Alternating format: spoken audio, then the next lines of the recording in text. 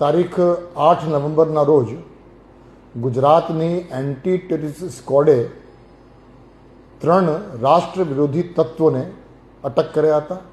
અને એના પાસેથી આર્મ્સ અને એમ્યુનિશન કબજે કર્યા હતા. બીજા દિવસે ફરીદાબાદમાં પણ રાષ્ટ્ર વિરોધી તત્વો વિરુદ્ધ કાયદેસરની કાર્યવાહી કરવામાં આવી અને એ જ દિવસે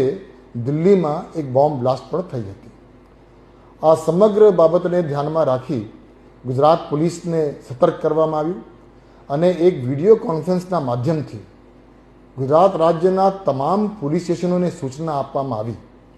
કે છેલ્લા 30 વર્ષમાં ગુજરાતના વિવિધ પોલીસ સ્ટેશનોમાં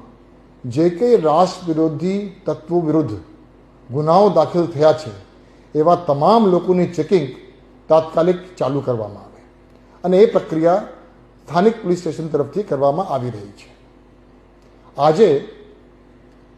દરેક પોલીસ સ્ટેશનને ફરીથી તાકીદ કરવામાં આવી છે અને સખ્ત સૂચના આપવામાં આવી છે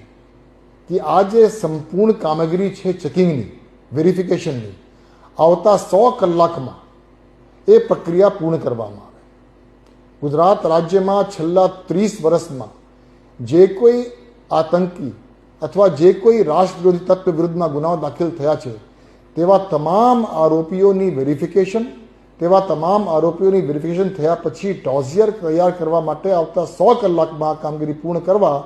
દરેક પોલીસ સ્ટેશનોને સૂચના આપવામાં આવી છે.